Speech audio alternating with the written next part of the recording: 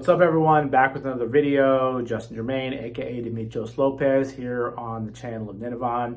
And I'm a little late coming to this party, but I wanted to speak a little bit on the news on Thursday of the passing of wrestling legend and American icon Hulk Hogan. Some of the response that has received out there on the social media landscape.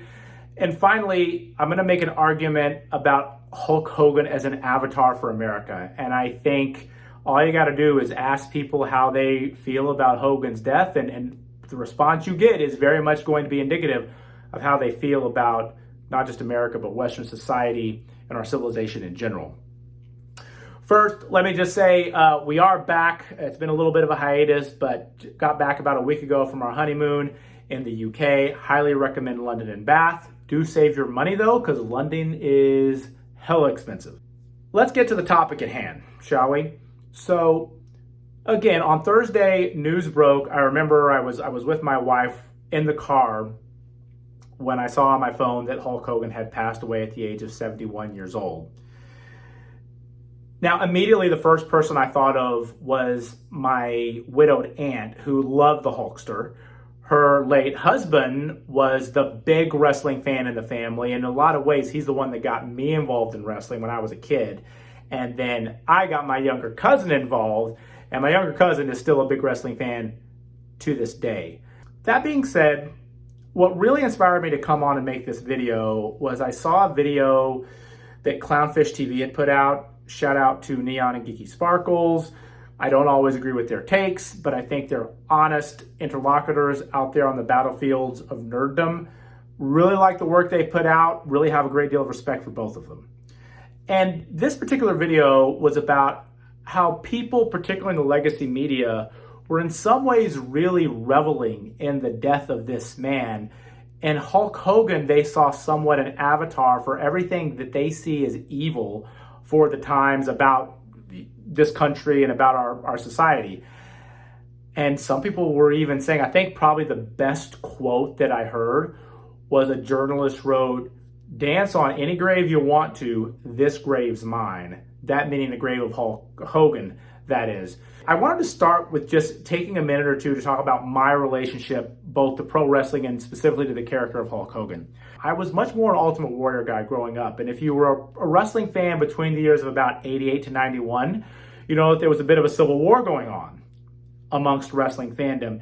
Not to say that you couldn't like both, most people in fact did like both, but everyone sort of had their favorite. Either you were a Hulk Hogan guy or you were an Ultimate Warrior guy, and this was very much a la Coke versus Pepsi, Mortal Kombat versus Street Fighter, very much that line of thinking.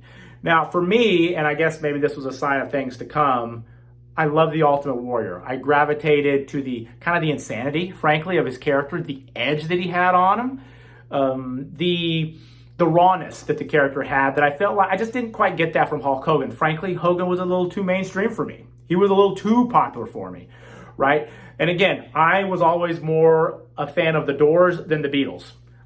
I appreciate Taylor Swift, but I prefer Lana Del Rey. I love Lord of the Rings, but I love Conan and Robert E. Howard even more, right? So those were just my tastes and my sentimentalities. And so for that reason, the Warrior had a larger impact, I should say, on just me growing up. And of course, many of you know that he himself passed away. We're getting on 10 years since his passing. But in some ways, they were very much the same character. Both hugely popular, both these larger-than-life, sort of real-life comic book characters, and both incredibly flawed as humans, as men. In the case of Hogan, the thing that I remember most, though, I'll never forget the theme song. The I Am a Real American, I Am a Real American. Love that song. And what the character embodied, the train, the say your prayers, the take your vitamins. Again, this is going to sound somewhat campy, but in some ways, that advice from Hulk Hogan, and again, I didn't have a dad to tell me to get off my ass and go work out in the gym, right, and make something of myself. That optimistic message of, yes, you can accomplish your dreams, or you can at least get damn close, but you got to be willing to work for it. You got to be willing to train.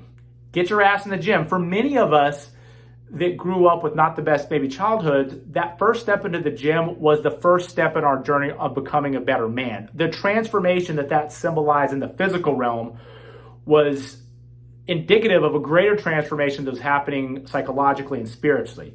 And again, the spiritual aspect of it all, right? I mean, and again, I would never, even after he gave his heart to the Lord, I would never listen to Hulk Hogan give a sermon, right? I prefer to get my spiritual guidance from someone else. But that message of say your prayers, and again, my views on Christianity and God and spirituality now are very different from when they were as I grew up. But I will say this, what that meant to me at the time was that there is a God, it's not you, and that God is on your side. But you got to meet him halfway, right? Which, whether you think that's theologically sound or not, that was a message that I needed to hear at the time. Now as an adult, what I take away from that message is that even when you do your best, sometimes God, the universe, fate, whatever, there's only so many things you can do. And I think back to the serenity prayer. Lord, grant me the strength to change the things I can, the maturity to accept the things that I cannot. And if any of you have ever gone through any tragedy in your lives, you know that there is a point where you have done all you can. Or like the Spartans at Thermopylae, you just have to say, okay, my spears have been shattered, my weapons have been broken, I fought this enemy to the greatest of my ability. I don't know if I'm going to win this battle. But winning the battle wasn't necessarily the important thing. The important thing was the fight. And I can say that I laid it all out there. And that's just so profound. And again, maybe I'm extrapolating maybe more from a 1990s wrestling caricature, but all that to say, as a kid, that's the language that I needed to hear that message in. And Hulk Hogan very much was the one that delivered that message. I'll always be thankful to him for that. And when I think about Hogan as a character and really pro wrestling in general, it reminds me of a quote from Jeff Jarrett. Wrestling fans will know the name. He famously said, "For those that love pro wrestling, for those that believe, no explanation is necessary.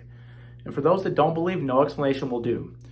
There's a kind of person that even today looks at wrestling and certainly would look at it back in the 90s, and they would turn up their nose. They would say, well, this is just, something for you knuckle dragging, trailer park kids. But to say that is to really miss a lot of truth and beauty that these stories, these morality plays that play out in the ring taught us. And what I took from that character, who again wasn't even my favorite, are lessons that I still come back to even at this point in my life. Now, let's speak a little bit about the controversy. Why were so many people happy when they heard that Hulk Hogan passed away? And I don't mean happy in that he went on with the Lord, he's in a better place. What I mean is they were rejoicing in his death, rejoicing in his demise. A really inhumane thing to do, regardless of what you think of someone individually. Some of you may remember that after his pro wrestling career, Hogan made waves again, specifically in the lawsuit that eventually took down Gawker. Now, I'm not a scholar of this whole incident. I would highly recommend, though, Ryan Holiday's book about Gawker and Hulk Hogan. The bare bones of the story is this. Hogan was a single-digit millionaire who was having an affair on his wife. Gawker caught wind of it, started publishing shit. Well, Hogan didn't like that, obviously. But at the time, Gawker was kind of more of a financial giant than the Hulkster was. Hogan really couldn't fight it. But lo and behold, Peter Thiel came in, who had much more money than Hogan, himself having some issues with Gawker. And I want to say it was something about them publishing him being gay before he came out of the closet. But whatever it may be, the point is Peter Thiel had decided that Gawker had to go. And he was a multi-digit millionaire. He may have even been a billionaire at the time. I don't know. Hogan was what you might refer to as a single-digit millionaire. Yes, the man had money, but he couldn't fund this lawsuit against the media company. Thiel came in, funded the lawsuit. Hogan had a much better case in court than Thiel had himself against Gawker, and the whole damn thing went down. A lot of journalists lost their jobs, and in some ways, people talk about the Gawker scandal as the first bomb thrown, the first really significant grenade that went off that brought down the empire of legacy media. Well, one might say that was an empire that needed to crumble, but we'll save that for another day. Of course, there were other things. There was that video that was released of Hogan using racial slurs. I believe him and Vince McMahon separated himself from Hogan for a while in response to that. And then, of course, most recently, there was Hogan's very public conversion to Christianity and his support of Donald Trump in the 2024 campaign. And of course, we all know that if you disagree, or if someone disagrees with you on your take of Trump or any of these hyper-political issues, well, that person is, of course, just anathema to you, right? The idea that you could disagree with someone and yet still respect them on how they feel about Donald Trump. The idea, and if I might quote Trump, that there actually are good people on both sides, right? There are really good people that voted for Trump. There are good, well-intentioned people that voted for Hillary. There are heroes on the left. There are heroes on the right. And if I might quote Star Wars Episode 3, there are villains on both sides as well. And you know what? If you didn't vote at all, if you're someone like me and you didn't vote, you're like, okay, I think everyone here sucks a pox on both their houses, right? There's a lot of good people that did that as well. But there is a slice of the social media landscape. I think it happens more often on the left than the right. You can disagree with me with that if you want.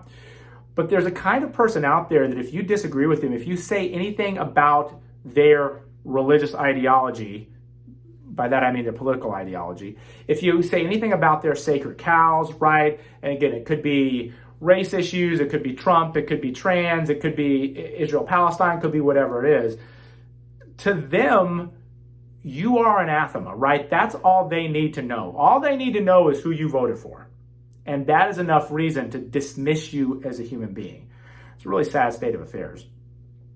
But really, all of that is stuff, and if you want to hear some of the horrible things people were saying about Hogan, again, the video that Clownfish did does a great job of that. I won't waste your time here with that. I guess what I would say, and so much as this is an original take, the people that are right now dancing on Hogan's grave, one, I guess I should just say the vast majority of these people aren't wrestling fans. Outside of Hogan, The Rock, and maybe John Cena, they couldn't name a professional wrestler.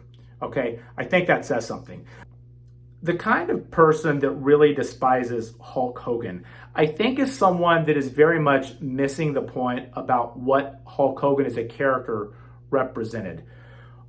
The message that Hogan gave out, other than those NWO years, again, my wrestling fans will know what I'm talking about, was one of optimism, was one of hard work, was one of grit, was one of meritocracy, and frankly was one of patriotism. Now look, Hulk Hogan wasn't a perfect person, obviously, and we don't live in a perfect country or a perfect society, but the kind of message that Hogan was putting out there, the kind of inspiration specifically that he gave to kids, this idea that there's something freeing in taking responsibility to yourself, that you can make the kind of life for yourself that you want, that you too can overcome whatever adversity is in your life. Yes, if you train, if you say your prayers, if you take your vitamins. Of course, it's more complicated than that. And for many of us that went on, we found out what that complication was. Those morphed into other things. Instead of training, it may have become getting your college degree, or it may have become joining the military. Instead of saying your prayers, it might have been having the courage to take your religious convictions to critically think about some of the things that you've always taken for granted in life. But certainly this idea of being proud to be an American, and this is what makes you uniquely American, and this is what makes America great. I don't think it's any surprise at all that the people that are shitting on Hulk Hogan almost to the man are the same people that frankly would shit on America. If you were a wrestling fan and a Hulk Hogan fan at a certain period of your life, the energy, the optimism, the hope of the Hulkster, Hulkamania very much imprinted on you. And even if you're not a fan anymore, that stays with you.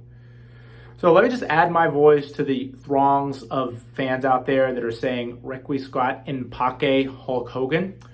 You will not be forgotten. I'll just add, please like, share, and subscribe the video. Remember that if you like some of my takes here, you might love my fiction. Sigma Book 1, Thumos Rising is available now. You can search Thumos Rising on Amazon, or you can click on the link below. Finally, semper de gustibus est disputandum, and that means regarding taste, there must always be arguments, and show up next time for the next video and a new argument.